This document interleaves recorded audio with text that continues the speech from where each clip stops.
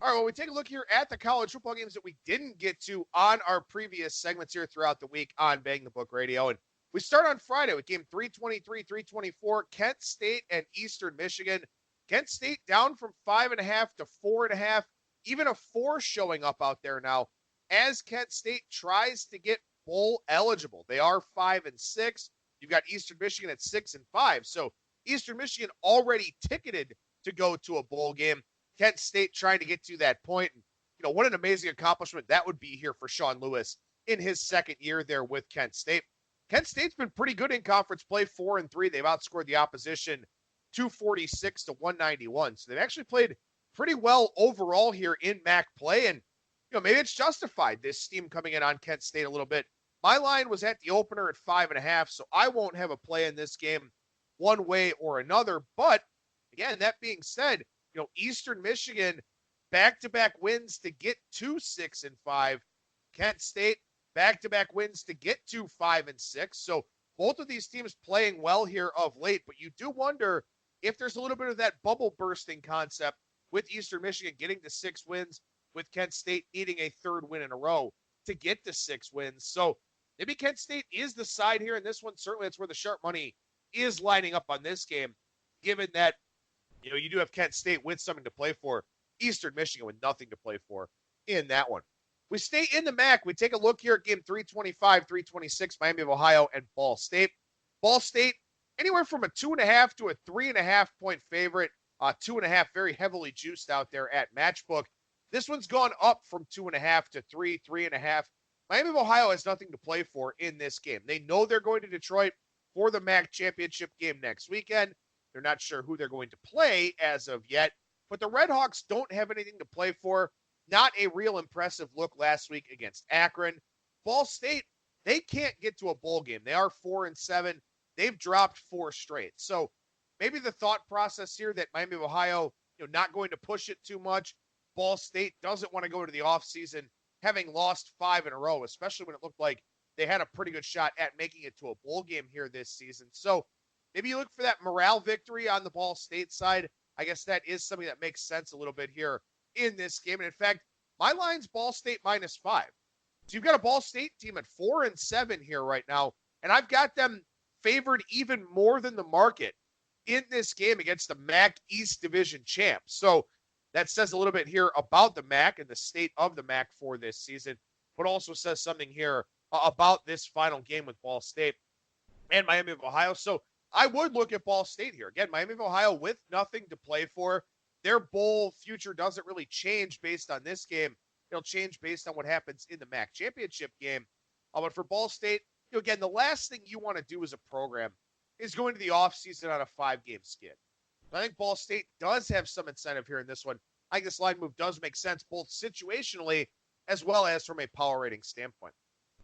Game 329, 330 here, Minnesota and Arkansas, or Missouri, and Arkansas. Missouri, an 11-point favorite at open, now up to 13 out there in the market. And unfortunately for the Missouri Tigers, they found out this week that their bowl eligibility waiver was declined. So their bowl ban's still in effect. So they can get to 6 wins here with a victory in this game, but it's not going to matter to them from a bowl standpoint. Arkansas 2-9, mess of a season for them. 0 wins in SEC play. They've got a coaching vacancy now as well. So this is a spot where Missouri's been very good in that bully role, and I think that's kind of playing a part here in this line move. You've got to figure Arkansas just ready for this season to be over as well. So I guess this is a pretty interesting handicap just from the simple fact that you wonder about Missouri's motivation level. If they want to play, they should cover the number.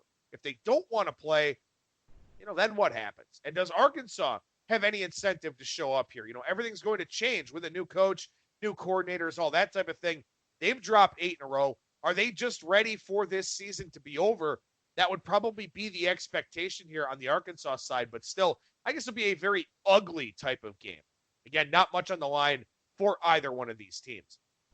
335, 336 on Friday, West Virginia, TCU. TCU up from 12 to 13.5 here in this one. And, TCU, as solid as they've played this season, they've played pretty tough against some pretty good teams. They still need a win to get to a bowl game. West Virginia not playing for anything other than pride here this week. Kind of a disappointing first year under head coach Neil Brown. West Virginia's been better with Jarrett Dagey out there. Maybe a change that they should have made a little bit earlier on in the process. West Virginia coming off that loss last week to Oklahoma State. TCU, of course, as we know, coming off of that loss to Oklahoma, where that game was nowhere near as close as the final score would indicate. But again, TCU with something to play for here. So we do see that line get bumped up a little bit from 12 to 13.5. And here's the thing. I think you will get an effort from West Virginia here with a first-year head coach. They want to start building some positives going into the next season. TCU will win this game, but will they cover winning by 2 touchdowns? I don't know if that's the case here. Again, obviously they have something to play for this week, but when you talk about those teams playing with pressure here a little bit too, it's kind of a different scenario. When you're free and easy like a West Virginia is, it's a little bit different than having to play with some pressure with your back up against the wall a little bit. West Virginia, if this gets to 14, I think there may be a little bit of interest from some sharper bettors here. I will say this, my line is 15.5 in this game. So we are moving towards my number, still not there yet. Not a game I'm going to have a play on. I wouldn't be surprised if we do get that West Virginia buyback at 14, but at 13.5 here, my official pick, if you're in an ATS pool or something like that, I would have to look at the TCU side. Finally, on Friday, App State and Troy. App State, 12.5, 13-point favorite out there in the marketplace. Troy needs a win for bowl eligibility, but they needed a win last week against Louisiana as well, and they got beat by 50 points. So, what do we get this week from Troy? I'm not sure. App State already in the Sun Belt Conference Championship game. They take on Louisiana next week in a rematch of their game earlier on in the year where App State won 17-7. Troy, it's been a little bit of a disappointing season, but also you look at some of their metrics, and they're probably a better team than their record would suggest here, last week's performance accepted. I'm not really sure what to do with this game. Now, I do have App State a 12.5-point favorite in my power rating, so I'm right there in line with the market, which is important to me because App State has been a team that has been a little bit higher in the market than in my numbers. So at least I've got them accurately power rated here. But again, you've got a question of how motivated is Appalachian State if they get some margin in the first half? Do they just try to salt this game away in the second half? On the flip side here for Troy, if they're down big at halftime and their bowl eligibility prospects look like they're going by the wayside, what happens with this team? Do they pack it in? Do they show some fight? The second half is going to be the big question mark, I think, in this one. So I couldn't take a pregame position, maybe looking for an in-game wager or something like that. But I think it's a very difficult game to try and bet with App State in that title game next week. Now, App State does have a chance at that New Year's Six Group of 5 bowl bid, but they're behind Memphis, they're behind Cincinnati, they're behind Boise State, so they're probably not going to get it. So they don't have that same level of incentive that some of those other teams have to try and run up the score. I don't think that they look to do that here in this one. I think they try to win and get out, so maybe the back door open for Troy as this game plays out. Saturday, 3:43, 3:44, Georgia and Georgia Tech. This one's kind of interesting, too, because you've got a Georgia team with literally nothing to play for here. All they have to do is win because they're into the college football playoff if they beat LSU. If they don't beat LSU, well, they're still going to go to a good bowl game, but it won't be the college football playoff. Now, here against Georgia Tech, they don't have to prepare for the triple option this year, and that's something that they have to like, especially going into that game against LSU. Georgia Tech has been pretty good in a big dog role this season. Obviously not much to play for Jeff Collins' team, but at the same time, you still want to try to finish with a positive showing against your chief rival. Georgia doesn't have much incentive here, and that's the sticking point for me in this game. My line on this one, 26.5, so a little bit of value relative to the market. I would have to look at Georgia Tech here. A couple of 28.5s have popped. Some of them have gone away. But Georgia just doesn't have any incentive in this game. And when you don't have incentive and you're not really an explosive offense either, I think it's really hard to win by margin. So I think Georgia Tech is a live underdog from a spread standpoint here. They're not going to win this game, obviously. I think they can keep this one close, especially with Georgia having some bigger things to worry about for next week. Tulsa and East Carolina is a fascinating game in the noon time slot on Saturday. Tulsa, a 5.5 point road favorite in this one. Total on this game, 60.5. And that's kind of what I'm looking at here. I think this is an over candidate to be sure. Obviously, you want to check the weather forecast there in Greenville, North Carolina, and see what it's going to be. But look, these are two teams that can put up some points, put up some yardage. I don't think we get a strong defensive effort from either one of these teams here in this one.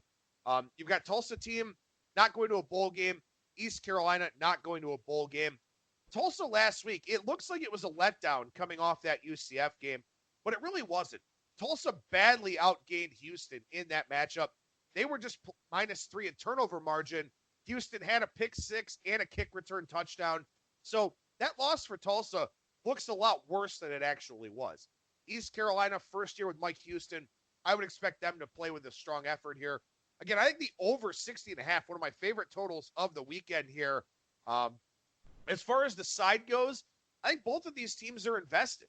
I think this one probably comes down to turnovers. I think this one probably comes down to field position based on those turnovers, stuff like that. Again, I do think over 60.5 to play. From a side standpoint, I figured I would like East Carolina just because Tulsa's played a lot of close games here this season. I'm not sure how much is left in the tank, but my line is 7 on this game. So probably not going to go against my power ratings without a strong reason to do so. But again, I do like the over 60.5 there in that Tulsa and East Carolina matchup. We jump down the board a little bit here. FIU and Marshall, game 361, 362. And as we talked about in the previous segment there, trying to figure out the West Division, kind of crazy in Conference USA. As far as the East Division goes, Marshall on the outside looking in right now. But FIU, they got their 6th win. They got that win over Miami. Huge game for them. That was almost like a bowl game for them getting that victory. They're 0-4 away from home here on the season. And now they go up to Marshall. A little bit of a travel spot for them. I think, in my opinion, you've got to look Marshall here. I think Marshall minus the 7, minus the 7.5 is definitely the play here. Or minus 7.5, -8 is definitely the play here in this one. Again, FIU, it's just such a difficult spot. My line is even 10.5 on this game. So I think Marshall is the side here. Bad spot for FIU. Not anything left to play for here in the regular season. And a win over a high-profile program like Miami will definitely get them into a bowl game with 6 wins. So Marshall for me here in game 361, 362, one of my stronger opinions of the week. Clemson and South Carolina. Clemson 27.5 point favorite here going to Columbia. And this game has been a bloodbath of late. Clemson has really blown out South Carolina. The Gamecocks just don't have the talent, just don't have the horses to hang in there. South Carolina's defense has played pretty well throughout the year, but Clemson's just on another level right now. Obviously, you wonder about Clemson with the ACC title game on deck, but that's been a situation the last few years in this game against South Carolina. Hasn't affected them at all whatsoever. I worry about Ryan Hilinski. I worry about South Carolina's ability to move the football. Brian Edwards is not going to play this game in all likelihood after getting his knee scoped. I just don't see South Carolina showing up here. I know it's a rivalry game. I know this one means a lot to them, but I just don't see it, man. I would have to lay the big Clemson price. Again, not a game that I'm going to play here, but still a pretty interesting one just because you've got such a lopsided rivalry game here. And anytime you get those, they are pretty interesting to say the least. How about this game? 375, 376, New Mexico State and Liberty. Liberty, a 14.5 point favorite here in this one. These two teams played earlier in the year. Liberty won 20-13 out in Las Cruces against New Mexico State. But what's interesting about this one is that Liberty has 6 wins. However, they've got wins over Hampton and Maine.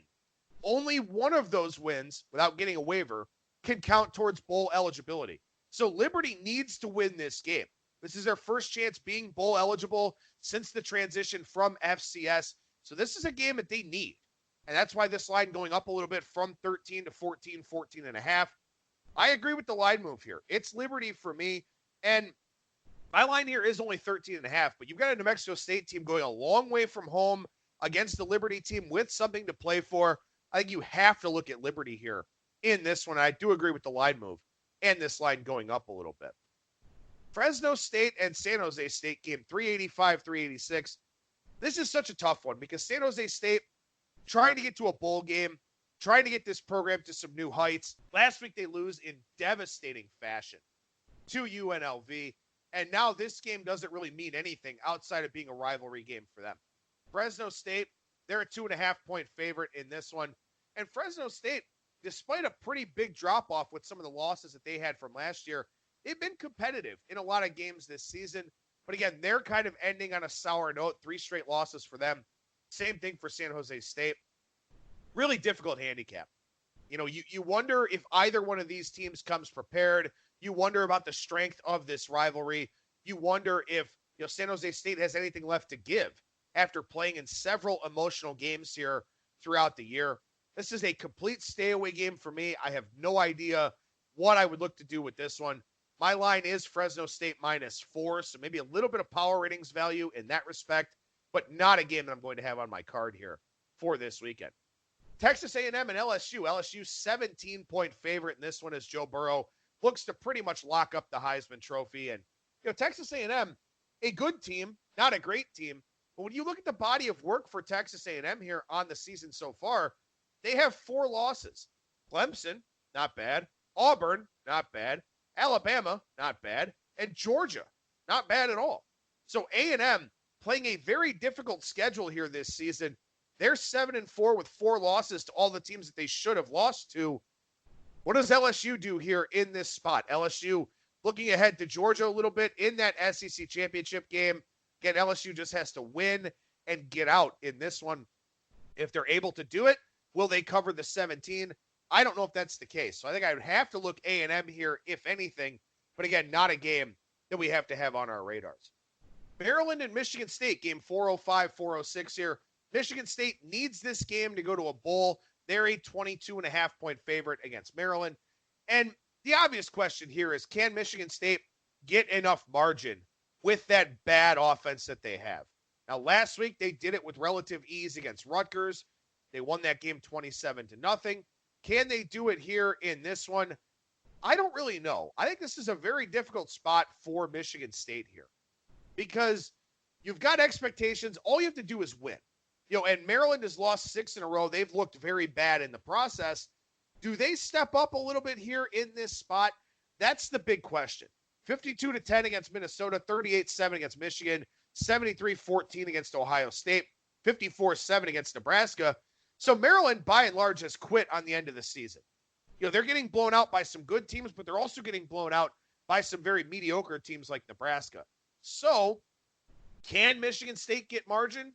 Yes. Do I want to trust them to do it? Probably not. Do I want to take Maryland? Absolutely not. So a stay-away game there in East Lansing where I'm just not entirely sure how motivated, how invested Maryland is actually going to be in that game.